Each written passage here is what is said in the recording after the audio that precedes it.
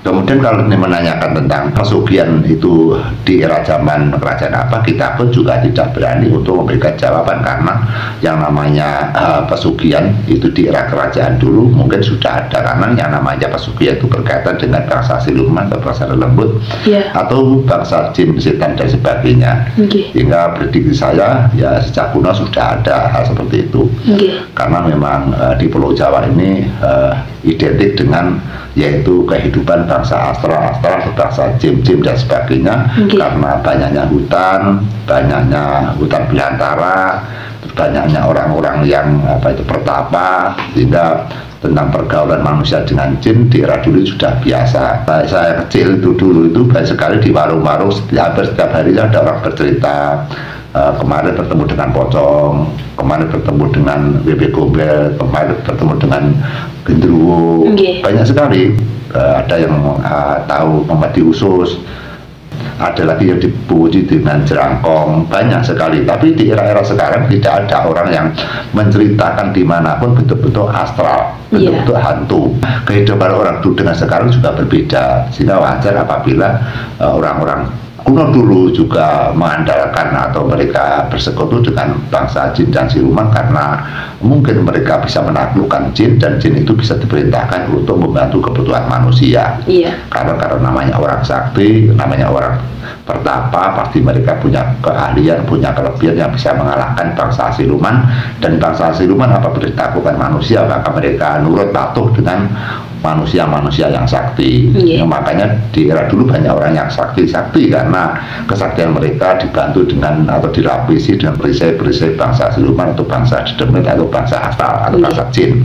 Kita kembali kepada duduk permasalahan, yaitu tentang yang namanya pesugihan. Kita pun sering sekali ke tempat-tempat keramat, ke tempat-tempat yang diisukan bahwa tempat itu adalah merupakan tempat pesugihan, dan kita memang hipotesa percobaan menanyakan kepada Pak Kunci atau juru kunci.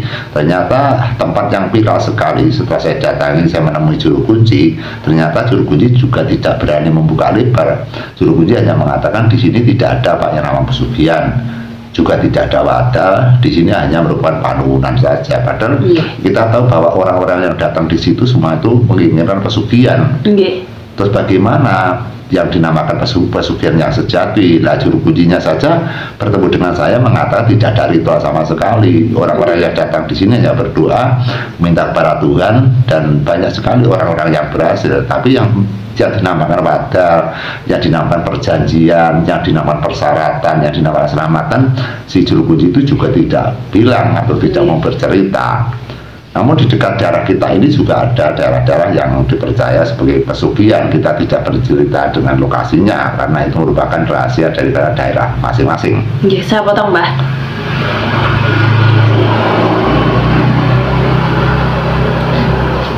Seringkali saya mendengar bahwa mungkin teman-teman di rumah juga mendengar bahwasanya di tempat ini kalau misalkan berdoa banyak orang yang kasil kan gitu. Terus kemudian di tempat ini katanya juga ada misalkan memiliki tujuan juga banyak yang berhasil. Itu apakah randemen gaib di setiap tempat itu berbeda, Pak? Padahal kan yang namanya berdoa kan di rumah saja kita bisa berdoa. Nah, kenapa kita kok harus datang ke tempat-tempat yang jauh misalkan? Karena berkaitan dengan keyakinan. Apabila mereka meyakini bahwa tempat itu mudah untuk dipakai untuk meditasi, dipakai untuk tapa brata, dipakai untuk berdoa dengan mudah, maka karena keyakinannya itu sudah tercipta, permintaannya jelas bisa diijabah oleh Tuhan. Sehingga namanya permohonan kepada Tuhan, doa kepada Tuhan, mereka memohon kepada Tuhan. Apabila mereka benar-benar itu jernih, benar-benar tulus dan fokus, otomatis dengan keyakinan itu bisa yaitu sembuh kepada Tuhan Yang Maha Esa, sehingga doa mereka terkabulkan. Sehingga setiap daerah itu juga berbeda dengan keadaan alamnya juga berbeda, daerahnya juga berbeda. Tanah pun juga demikian, tanah itu di daerah sini, kalau di daerah Diri dengan Tulungagung, dengan Jombang, dengan Sragen, dengan Nganjuk itu juga nggak sama. Sama-sama tanahnya, apabila ditanami misalkan berambang, hasilnya apabila dipertimbangkan, dikentalkan itu juga nggak sama. Karena keberatan daripada barang yang ditanam itu tergantung kepada randemen tanah. Seperti tebu juga demikian, tebu yang ditanam di Kediri dan tebu yang ditanam di daerah Tulungagung atau daerah misalkan Sragen dan sebagainya itu juga tidak sama. Karena memang randemen tanah berbeda. Kemungkinan juga bisa seperti itu. Nenek moyang kadang-kadang apabila mereka memohon pada Sang Pencipta, mereka mencari tempat-tempat yang dianggap itu lebih aman, lebih tenang, lebih fokus, dan tempat-tempat yang sangat mendukung dengan apa yang diminta, apa yang diterapkan. Kita kembali kepada permasalahan tentang hal-hal yaitu yang dinamakan pesugihan. Hingga sekarang pun banyak sekali penggemar pesugihan. Bahkan kita pun juga sering sekali dimintai tolong hal-hal bagaimana caranya untuk meraih yaitu harta benda lewat jalur pesugihan, bantuan-bantuan dari jin dan setan.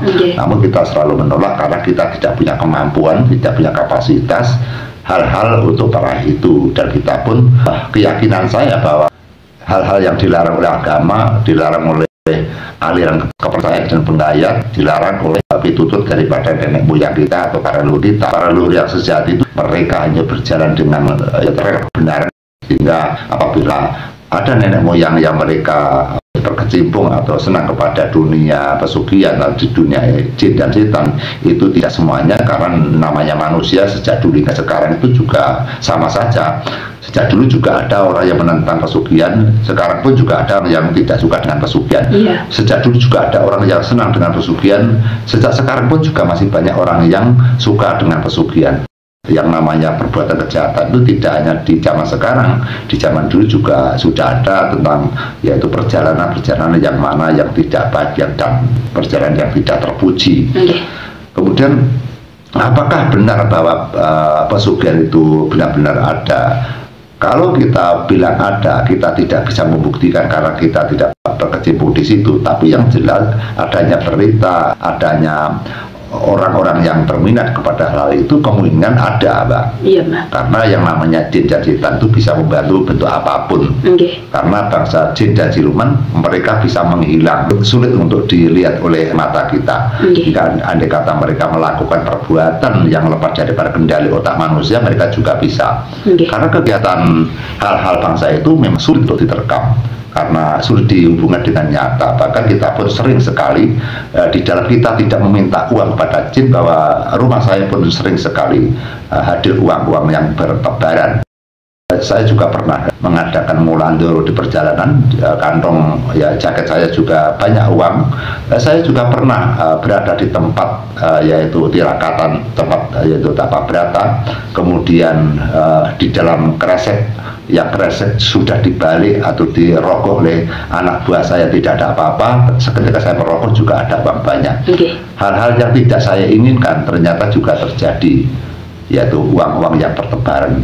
Kita pun juga heran kenapa kita juga tidak menginginkan uang daripada pemberian bangsa siluman, bangsa jin. Yang dimaksud bangsa siluman itu mungkin memberikan uang-uang seperti itu untuk menggoyangkan iman saya, untuk menggoda saya agar saya selalu membututi, selalu mengintai, agar saya selalu patuh tunduk kepada bangsa siluman, bangsa jin, dan saya meyakini, percaya kepada bangsa jin. Maka bangsa jin itu sering mendekati saya dan sering memberikan uang dan bentuk apapun yang mana mereka mempersegar permintaannya, itu selalu diberi ijabah yang sangat sempurna. Sehingga kalau orang yang imannya tidak tebal, maka kita dibantu oleh sosok jin satu kali saja sudah tergila-gila, menganggap bahwa itu bantuan-bantuan yang penting bagi kehidupan.